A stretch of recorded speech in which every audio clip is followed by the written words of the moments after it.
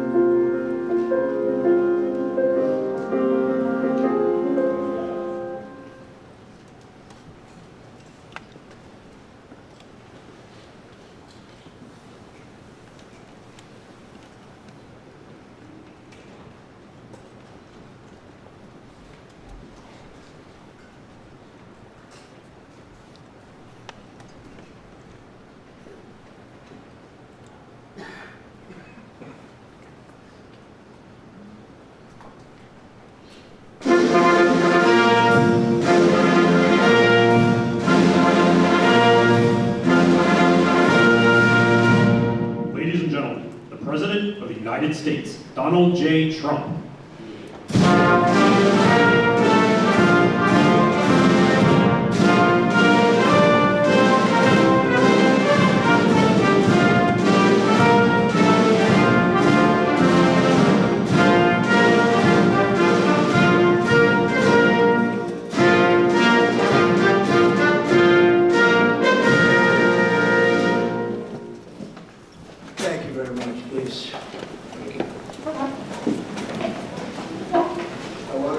By just saying we're doing extremely well in Iran. The difference between them and us is they had a Navy 2 weeks ago, they have no Navy anymore. It's all at the bottom of the sea. 58 ships knocked down in 2 days. And we have the greatest Navy anywhere in the world. It's not even close. So we are doing really well. We're not going to let them have nuclear weapons. Because if they had them, they'd use them, and we're not going to let that happen. It should have been done a long time ago by other presidents. So it's an honor to be here. This is fun. And these are great athletes standing behind me. Great coaches, general managers, great people, and a great superintendent. Hello, superintendent. We only put our finest as these superintendents for these great schools because we don't want to have somebody that they don't look up to. We take our best. And they're really amazing. For the second year in a row, it's my great honor to officially present the Commander-in-Chief's Trophy to the one and only Navy Midshipman football team with 11 wins and 2 losses, playing the best teams in football. I used to always think of the military services, they played like a little step below. They played the big teams and they beat them. These players achieved one of the most impressive seasons in Navy football history and any football history, frankly. And I just want to congratulate the midshipmen. I met them backstage, and they're great. Thank you. Congratulations. You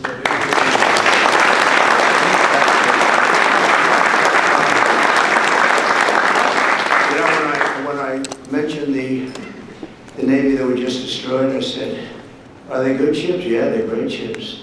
And I said, why didn't we save them? We could have used them ourselves. They said the difference was they didn't know how to use them. Right, General? They didn't know how to use them. They had no idea. But I want to recognize Navy Athletic Director Michael Kelly, who has just done an incredible job. Thank you very much.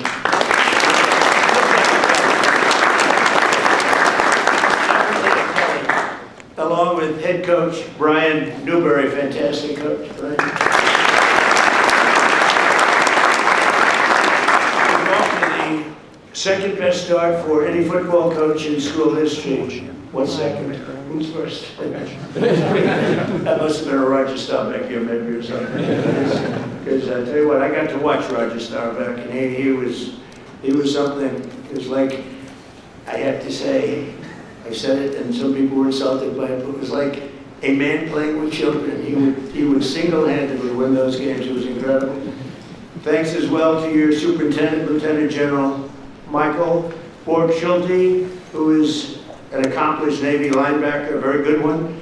Back in the day, we're also pleased to be joined by Secretary of War Pete Hegseth. Now, I don't know Pete's here because I actually told him he had an option, be in the sit room, you know, the famous situation, but be up here.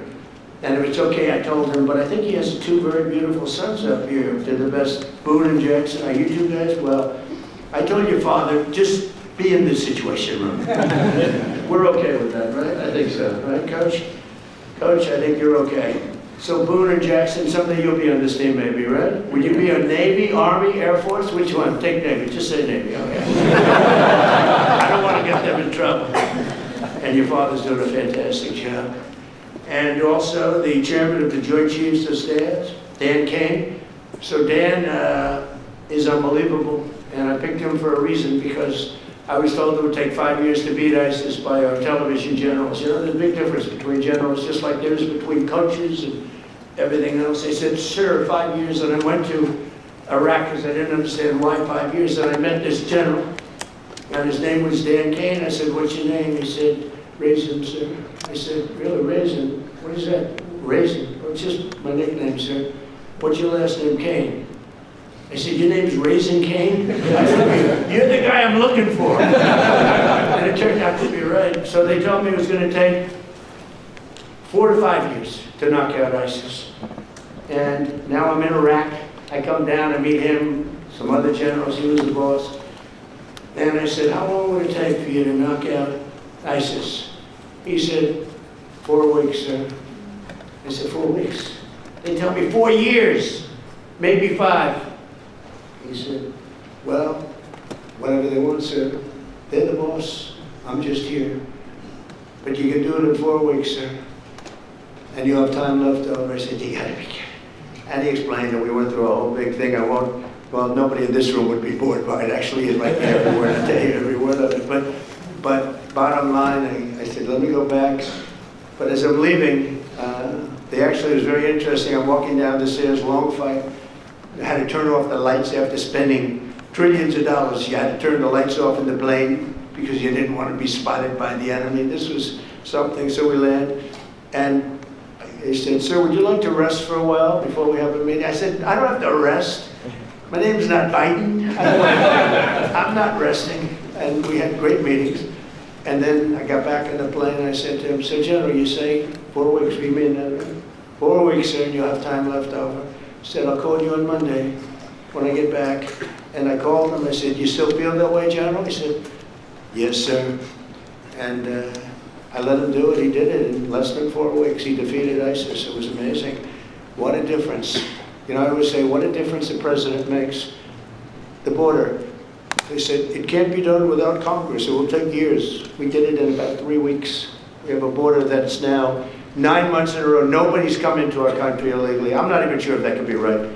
But the Democrats keep the stats. So they say, I mean, they have 0 people came in through our border. You see it, right? And I said, the president makes a big difference. Well, the generals make a big difference too. But I told him, I said, Dan, if you don't mind, stay in the situation room and you watch all those attacks that we're hitting those guys with, and they don't know what's happening. Their Navy's gone, their Air Force is gone, their anti-aircraft is all gone, it's all gone. Their radar is all gone. Their leaders are all gone. The next set of leaders are all gone. And the next set of leaders are mostly gone. And now nobody wants to be a leader over there anymore. We're having a hard time. We want to talk to them, and there's nobody to talk to. We have nobody to talk to. And you know what? We like it that way. And we have many other distinguished members of the United States military, but I want to tell you, Hegseth is doing a great job, and Raising Cane is doing a great job, as good as anybody's ever seen. Don't forget, we had Venezuela. That was the beginning where people started to see the talent. I rebuilt the military, and built it, frankly, including Space Force, but I rebuilt the military in my first term.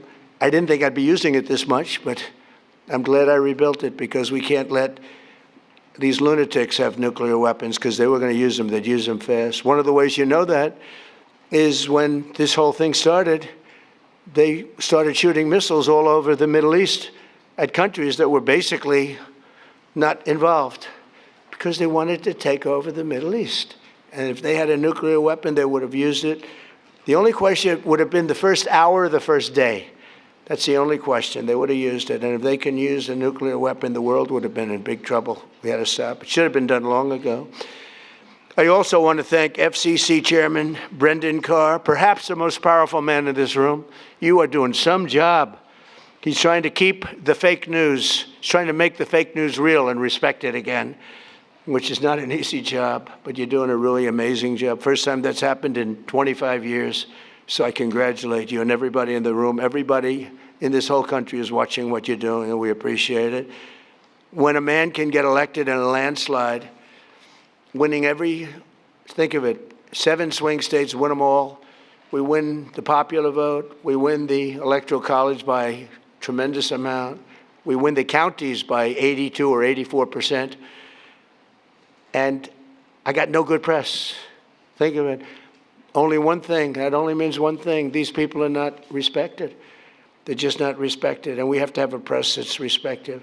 When you can win an election where they say that I got 94% bad press, think of it, the other side got 94% good press.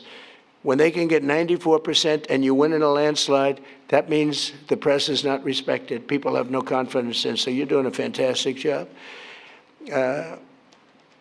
Senators Todd Young and Dan Sullivan, great senators, wherever you may be. You're here someplace.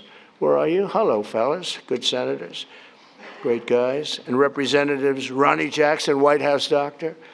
He served 3 presidents. He said he had Barack Hussein Obama. Have you heard of Barack Hussein Obama? You had Obama. I didn't want to talk about Biden, but he said, and you had Bush. You had young Bush, I call him, young Bush. I was not a fan, but that's all right. But the press asked him, who was the healthiest of the 3? Doc Ronnie. Stand up, Doc Ronnie. There's a big deal. Took a lot of heat for this. They said, no, most guys would say, well, we don't want to talk about that. They said, who's the healthiest of the 3? He said, President Donald J. Trump by far. If he didn't eat junk food, he'd live to 200 years old, he said. And I love this guy, and he then left and he ran. He was an admiral, and he then left, and he was a White House doctor, a very respected one. He saved a lot of lives. He was a great doctor. People don't realize that. And he then left, and he said, sir, I'd like to run for Congress. I said, you've never done it before. You won't be able to pull it off. In a very, very all-Trump district, there were 28 people running. Man was retiring. He's been there for years. And I said, Ron, I don't know. It's going to be tough, but we'll try it, right? And we got him in. He blew him away. There was one man that was favored. He was a rhino.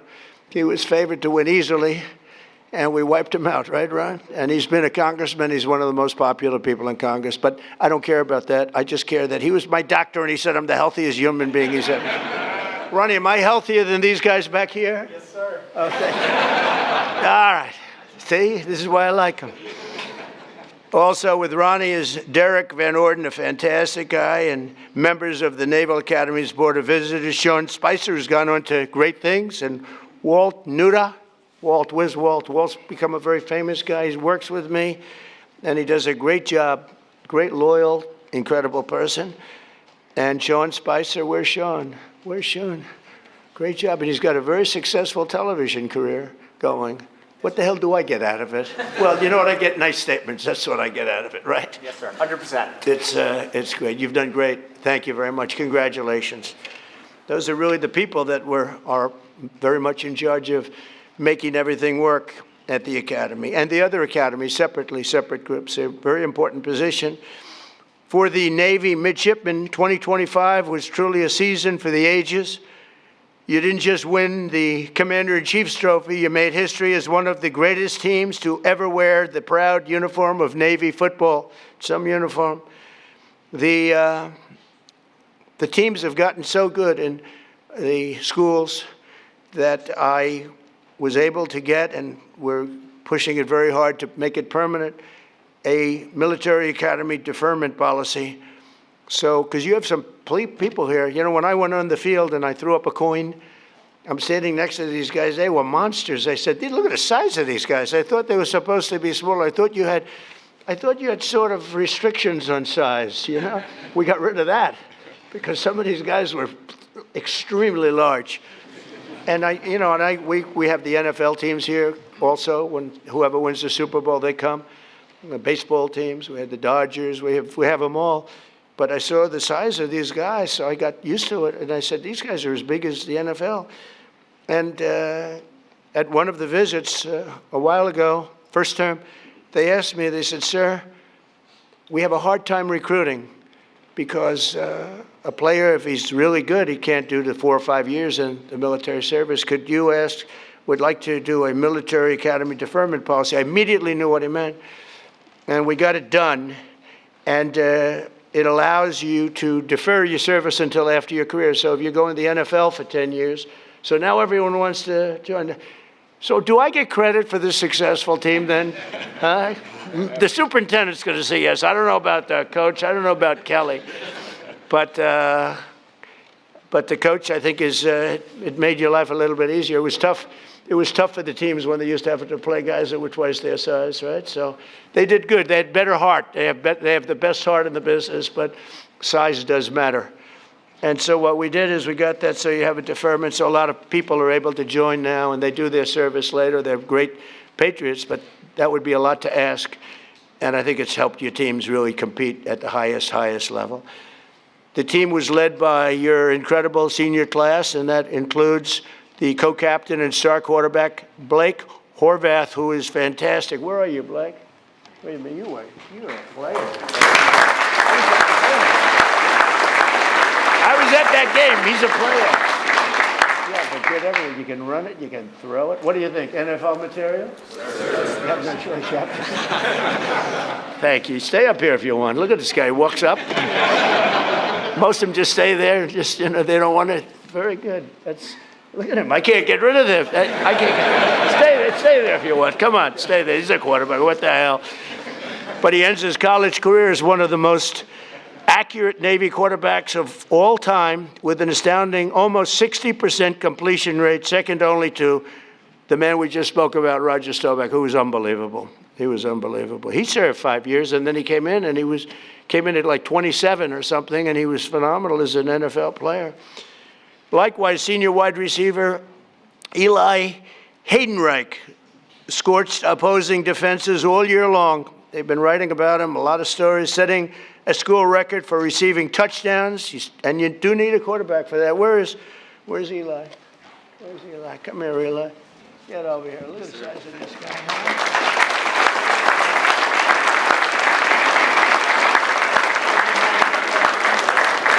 They're all saying he's got NFL.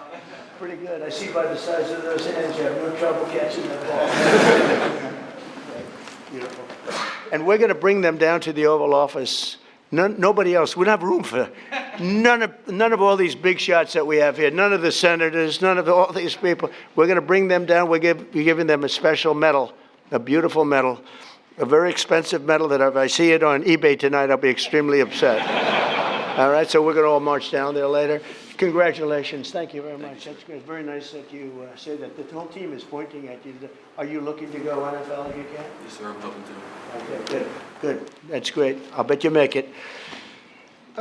So we have Eli and setting all the school records for receiving touchdowns, earning a spot at the NFL Combine. and cementing himself as, without a doubt, the greatest wide receiver in Navy history. That is not bad. Did you do the combine? Yes, sir. How did you find it? Were you impressed by the athletes? I was, yes, sir. Were you as good as them? I like the. Were you better? They're all saying they like you. They all say he's better. Good. I can see it. We're going to watch, okay? We're watching all you guys. And let's not forget one of the strongest athletes the Navy has ever seen. Oh, this is the guy I want to meet. Who was named a first-team All-American. You can't do better than that. On 5 different organizations. So 5 groups named a first-team All-American. Senior lineman and co-captain Landon Robertson. Where's Landon? Where is he?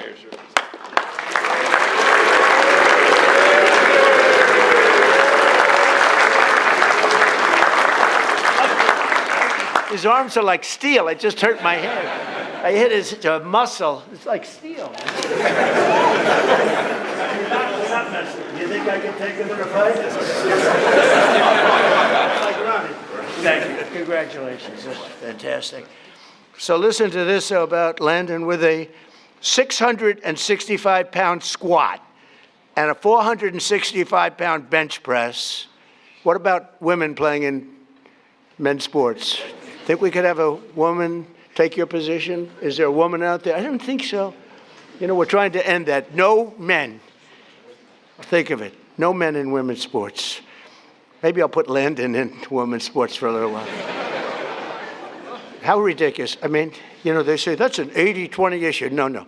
That's a 99% issue. It's amazing. Thank goodness the Democrats keep pushing these things. Open borders, transgender for everybody, and they want to have men playing women's sports. So Landon has some really big records, and he's so strong that the team had to special order a longer barbell. I see, because the barbell would break. That's crazy. Is he the strongest one on the team? Is everyone? Huh? There's no doubt with all you big, strong guys. Look at this guy again. What do you think, man?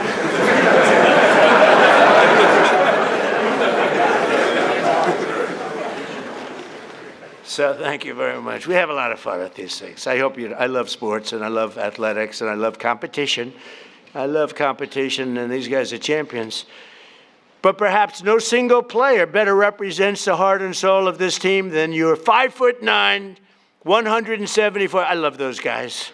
Those guys that are a little smaller than you're supposed to be, but they have a bigger heart than everybody on the team, right? And the other team, too. 174-pound playmaker who delivered key knockouts and blocks on opponents almost twice his size. Senior Brandon Chapman. Brandon plays selfless, relentless football. I got this from his coach. As he likes to say, quote, here's a quote, "The way I look at it, the fight's not over until I win." That's it, right? Just keep going.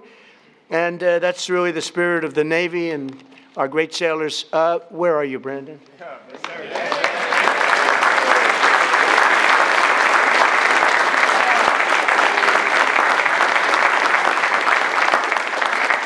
love him.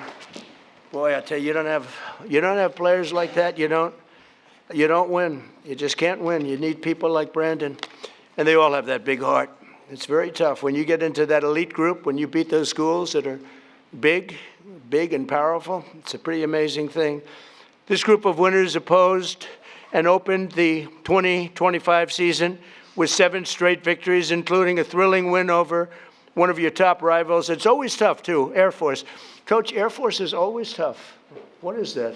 I mean, they're always tough. You beat them, but they always seem to have a good record, and they always seem to do well, right? But no problem with this team, right? What was the score you won by, Coach? Was it a close game or not that close? We won by 3. 1 by 3. You won a couple of close ones, but you won. Doesn't really matter as long as you win, right? So that's great, Coach. But as every Navy football player knows, you don't make it to the White House unless you also triumph over Army on that second Saturday of December, which is the whole deal. I was at that game. It was amazing. It was an amazing game. The spirit. And I have to say, they introduced Trump, the place went crazy. There were no, like, let's give a little boo. There wasn't a boo in the house. Even the fake news couldn't say. I've gone to games where I would say I got 97%, but there might be one person, boo, boo. They cover that person. They interview that person. That person becomes a star. But they couldn't find any person at that game. That was some game. It was some scene in the historic 126 Army-Navy football game. And again, something I really enjoyed. I love being there. I'll be there. Coach, I'll be there. You got to be back, Coach. We can't ever lose you. You'll be back, right? Well, you better be back. Do whatever you do, Kelly. Get him signed, right? Speaking of that, and you get him signed, all right? But you battle back from a 2-score deficit to draw within 6 points in the fourth quarter. Now, I was there. It was looking not great. It was not looking great. Fellas, you know, I can't say I was rooting for you, but I did want to see that commander-in-chief deal. Is a big deal, right? And it only happens if you win, and it wasn't looking great. With time slipping away, Navy mounted one final drive, and you marched downfield, nearing the goal line after running back Alex Teska broke loose into the secondary, which was amazing, for a huge 24-yard gain. Okay, where's Alex? Where's Alex? I saw Alex before.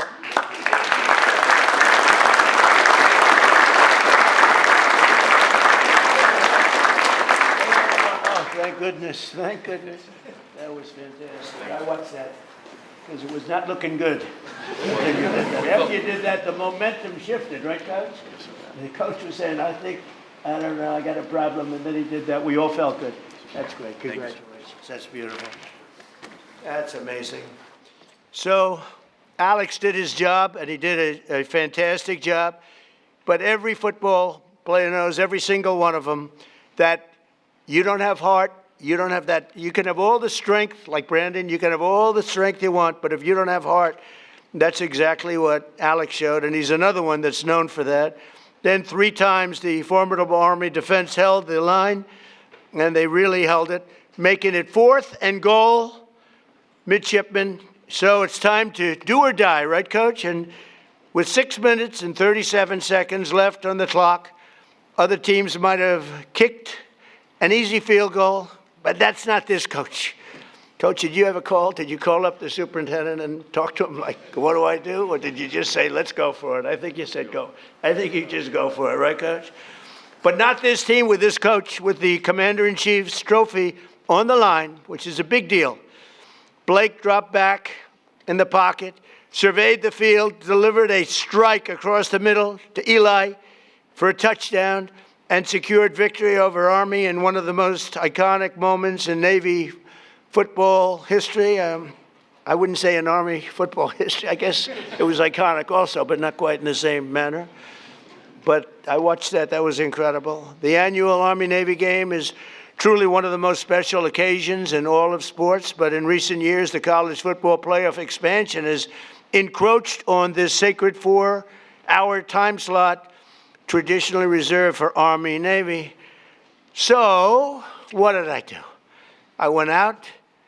I don't know if I could have pulled it off. I have much more power in my second term, don't you think? What do you think? Would you say, Brandon?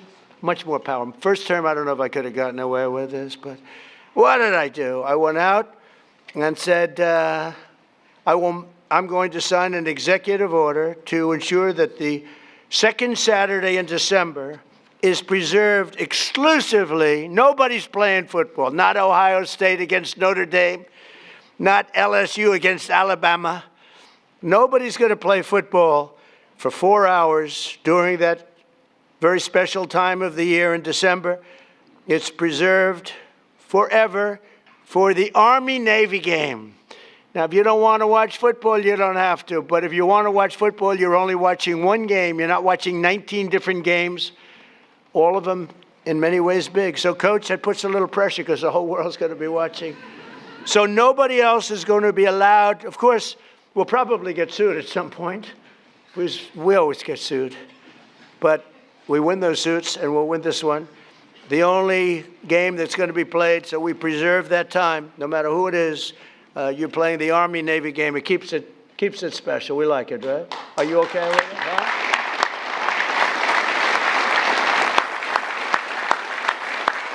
And just simply, we don't want other college football games over over, playing over us. And frankly, I'd always watch the Army-Navy game anyway, but you don't know. You get some of these games, they're pretty tough and pretty good, and they're pretty tough. And they'll be able to play, but they'll play after 7 o'clock, I think. We brought it all the way up to 7 o'clock, so that should give you plenty of time, even if you have a little overtime stuff. So it's great. It's just an honor to do because it's such an important tradition of our country. It's beyond football, actually. It's a tradition of our country. In 2 short months, the 28 seniors on this team will be commissioned as officers in the greatest military the world has ever seen. We're the greatest military in the world, the strongest, the greatest, and we're proving that when you can take Venezuela in a matter of minutes, put somebody on a helicopter that was well guarded with thousands of people with iron doors. Those doors were like plastic. The United States Navy, the Marines, the whole military, we have the greatest in the world. I was so proud of what I did, and I always loved Space Force because that was my baby. That has never happened. That hasn't happened in 81 years, a new force, and it hadn't happened. And I think we all agree that Space Force has become, you think, right, very important to the success that we're having even now. Over the past few weeks, the world has seen the true strength and might of our sailors and aviators as they fought in one of the most complex and successful military operations of all time against the Iranian regime. And it's amazing. It's not, I don't want to get too crazy here. Not a contest. It's not even a contest. They do whatever they want. They had a lot of great equipment. Russian equipment, Chinese equipment, they had plenty of money. That equipment was useless against us, useless. No force on earth can beat the American sailors or the American military. We're the strongest in the world by far. To those standing behind me who will soon be joining these missions, I say, sail fast, stay strong, and go Navy. And I just want to congratulate again this incredible team on the win of this trophy. It's not often that this trophy gets presented. You have to have a very special year to get it. And I'm going to sign the executive order right now and then invite Coach Newberry up to say a few words and talk about what a great team and what great individuals they are. So, Coach, I'll sign and then you take over, okay? Thank you very much.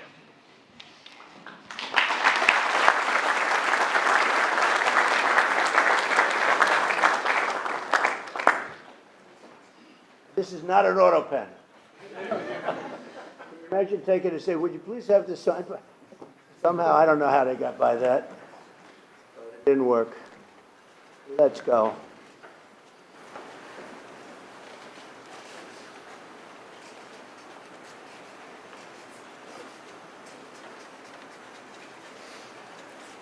All right, it's a good one. We rate them. That's close to a 10, maybe a 10. See, fellas, so you can see it first. That's pretty good, right? Yes, sir.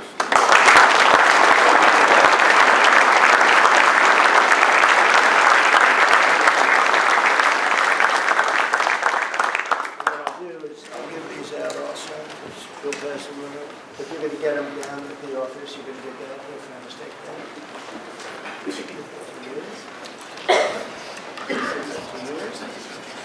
Coach, take over. Thank you very much.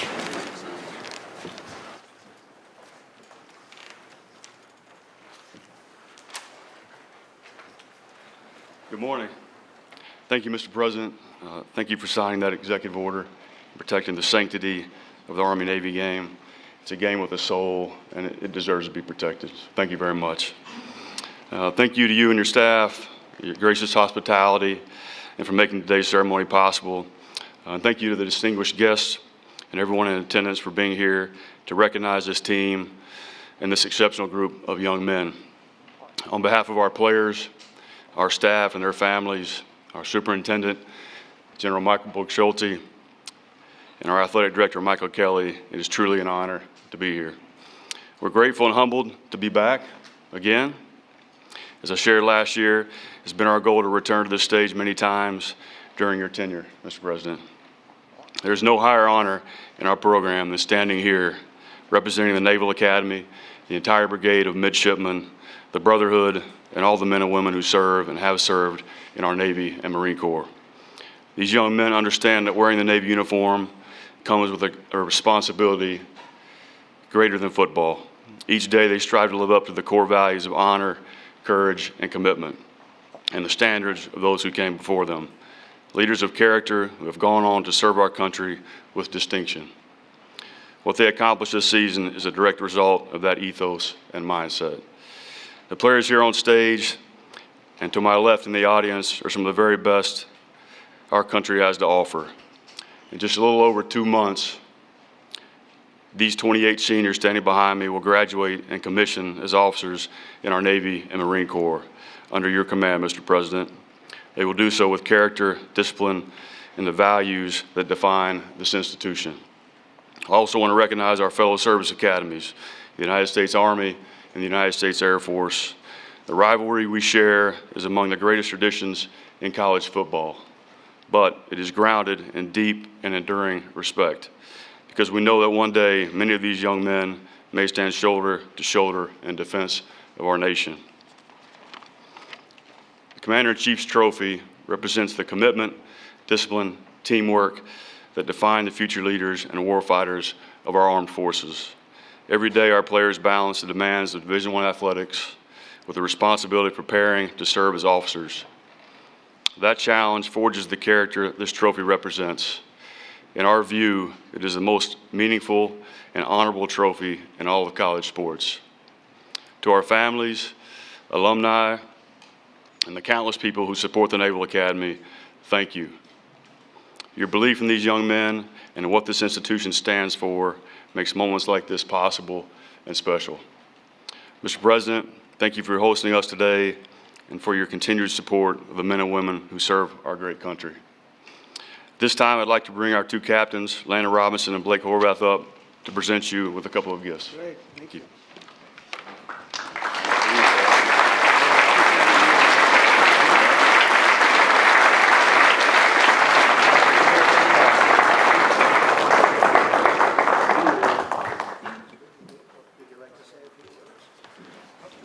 Sure, for sure. Well, first, Mr. President, it's just an honor to be here. This is very heavy. I know. You have a strong neck. Like you said, well, you're the healthiest guy here, so you got the neck to do it. Yes, sir. So just want to say thank you so much for having us here. Absolute honor. And last year, I was hesitant to say it's a once-in-a-lifetime experience, right? Because I knew we'd be back this year. So I'm glad I can now say it's a twice-in-a-lifetime experience. And just couldn't have done it without our whole team here, right? Our support staff, from the strength and the trainers to all these guys and all the guys who are still at school right now in class. Thanks to all of them, and just for everybody for supporting us. And go Navy, beat everybody.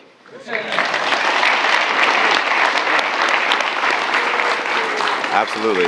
First off, thank you, Mr. President, for the opportunity to be here. Blake said most of it, but I'm just so thankful to all my teammates and all my coaches for all the hard work they've put in. It's very hard to go 11-2 in a season, but I couldn't be more proud to play for Navy football, and I couldn't be more proud to represent the United States Naval Academy. So go Navy, beat Army forever.